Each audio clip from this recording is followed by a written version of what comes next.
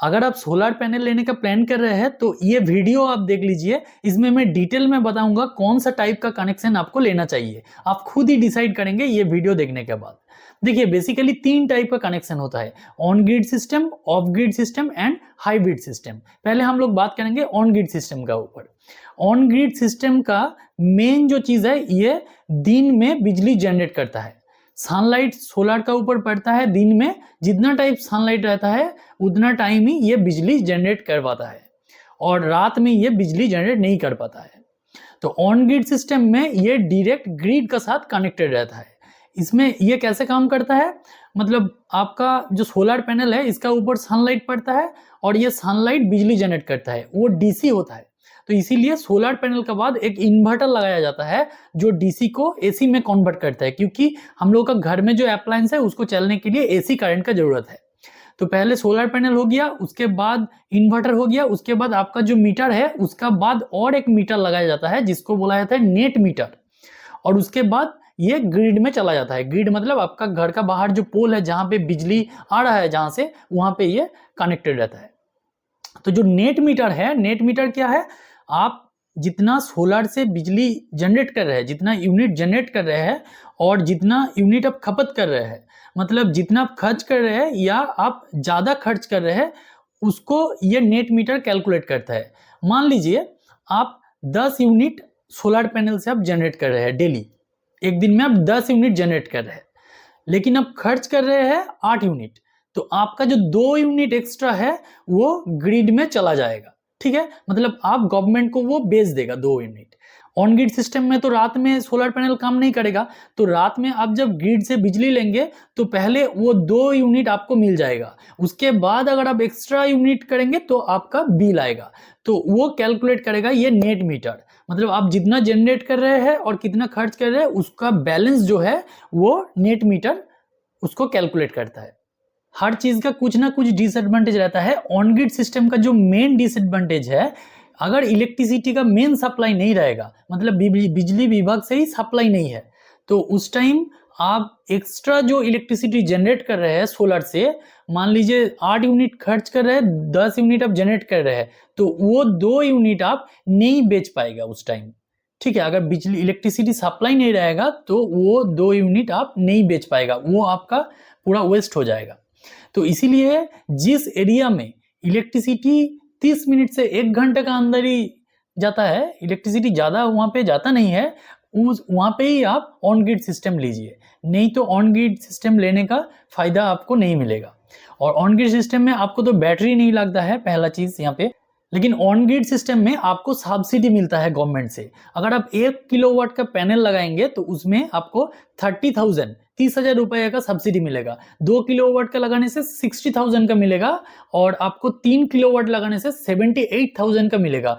3 kilowatt से आप अगर ज़्यादा लगाएंगे, 5 किलोवाट या मैक्सिमम 10 किलोवाट तक घर में आप लगा सकते हैं, लेकिन आपको सब्सिडी 78,000 ही मिलेगा आपको। अभी हम लोग बात करेंगे ऑफ ग्रिड सिस्टम के बारे में। तो ऑफ ग्रिड जो सिस्टम है इसमें बैटरी का यूज किया जाता है, और यहाँ पे ग्रिड का साथ कोई लेना देना नहीं है। आप ग्रिड में एक्स्ट्रा बिजली को बेच नहीं सकते हैं, और यहाँ पे नेट मीटर का भी यूज नहीं होता है। यहाँ पे क्या रहता है, पहले एक सोलर पैनल रहता है, उसके बाद बैटरी रहता है, उसके बाद इन्वर्टर रहता है। तो पहले सोलर पैनल से जो डीसी इलेक्ट्रिसिटी जनरेट होता है वो बैटरी में स्टोर हो जाता है, और जो इन्वर्टर है वो डीसी को एसी में कन्वर्ट करता है, और आप घर का कोई भी अप्लायंस चला सकता है इसमें। दिन में तो इलेक्ट्रिसिटी आपको सोलर से मिल जाएगा वहाँ पे, और रात में क्या होगा, आप जो एक्स्ट्रा इलेक्ट्रिसिटी है वो बैटरी में स्टोर हो जाएगा और उसी को आप यूज कर सकते हैं रात में। यहाँ पे आप ग्रिड में बेच नहीं सकते हैं बिजली को, और ग्रिड से अगर आप एक्स्ट्रा इलेक्ट्रिसिटी लेगा तो इसके लिए आपको बिल देना पड़ेगा। यहाँ पे नेट मीटर का इसीलिए जरूरत नहीं पड़ता है।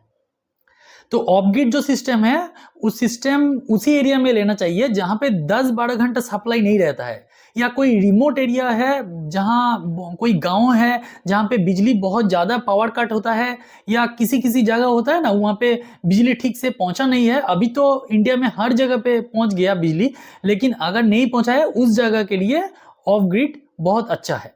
ऑफ ग्रिड ज़्यादा फायदा है अगर जिस जगह में बहुत ज़्यादा सप्लाई पावर कट होता है वहां पे। तो ऑफ ग्रिड सिस्टम में आपको कोई सब्सिडी नहीं मिलता है, गवर्नमेंट आपको कोई सब्सिडी यहाँ पे नहीं देता है। नेक्स्ट जो है हाइब्रिड सिस्टम। हाइब्रिड सिस्टम सुन के ही आपको पता चल जाता है ये ऑन ग्रिड और ऑफ ग्रिड सिस्टम का मिक्स है। मतलब यहाँ पे क्या होता है, सोलर पैनल पहले रहता है, उसके बाद बैटरी रहता है, उसके बाद इन्वर्टर रहता है जो डीसी को एसी में कन्वर्ट करता है। उसके बाद आपका जो मीटर है उसके साथ साथ नेट मीटर एक बढ़ाया जाता है और वो ग्रिड से कनेक्टेड रहता है। ठीक है, मतलब ये जो हाइब्रिड सिस्टम है इसमें आप बैटरी में स्टोर भी कर सकते हैं और जो आपका एक्स्ट्रा आप बिजली जनरेट कर रहे हैं उसको बेच भी सकते हैं, बाद में उसको यूज कर सकते हैं। तो हाइब्रिड सिस्टम उसी एरिया में लेना चाहिए जहां पे 4-5 घंटा बिजली नहीं रहता है, अप्रोक्सीमेट 4-5 घंटा बिजली नहीं रहता है। और हाइब्रिड सिस्टम में आपको गवर्नमेंट से सब्सिडी भी यहाँ पे मिल जाता है। लेकिन जो हाइब्रिड सिस्टम है इसमें जो इंस्टॉलेशन कॉस्ट है, मतलब आप जब हाइब्रिड सिस्टम को लेंगे तब इसका कॉस्ट ऑन ग्रिड और ऑफ ग्रिड सिस्टम से ज्यादा आता है। तो आपको इसीलिए देख लेना चाहिए आपका जो एरिया है वहां पे पावर कट किस टाइप का होता है। हाइब्रिड सिस्टम को हम लोग क्यों यूज करेंगे, तो आपका एरिया में जो 4-5 घंटा पावर कट हो रहा है तो उस टाइम आप जो इलेक्ट्रिसिटी जनरेट कर रहे हैं सोलर से वो वेस्ट ना हो, वो आप ग्रिड में बेच पाए, इसीलिए हाइब्रिड सिस्टम को यूज किया जाता है। तो एक्चुअली जो हाइब्रिड सिस्टम है इसमें गवर्नमेंट तो आपको सब्सिडी देता है इसमें, और हाइब्रिड सिस्टम इंस्टॉलेशन का कॉस्ट जो ऑन ग्रिड और ऑफ ग्रिड सिस्टम से बहुत ज्यादा है इसमें।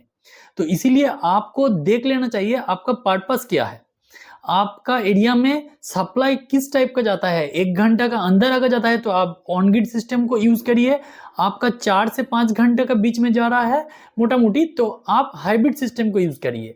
और बहुत ज्यादा रिमोट एरिया है या बहुत ज्यादा सप्लाई जा रहा है 10 से 12 घंटा 16 घंटा, तो वहां पे आप ऑफ ग्रिड सिस्टम को यूज करिए। ऑफ ग्रिड सिस्टम में सब्सिडी नहीं मिलेगा लेकिन वहां पे ऑफ ग्रिड सिस्टम बेस्ट है। तो आप खुद ही डिसाइड कर लीजिए जब आपको क्या कनेक्शन, किस टाइप का कनेक्शन आपको लेना है। चलिए फ्रेंड्स, अगर इस वीडियो का अच्छा लगा है तो वीडियो को आप लाइक करिए, कमेंट करिए, शेयर करें, सब्सक्राइब कर लीजिए, बेल आइकन को प्रेस कर लीजिए क्योंकि ऐसे इंफॉर्मेटिव वीडियो आपको टाइम टू टाइम मिलते रहेगा। Thank you.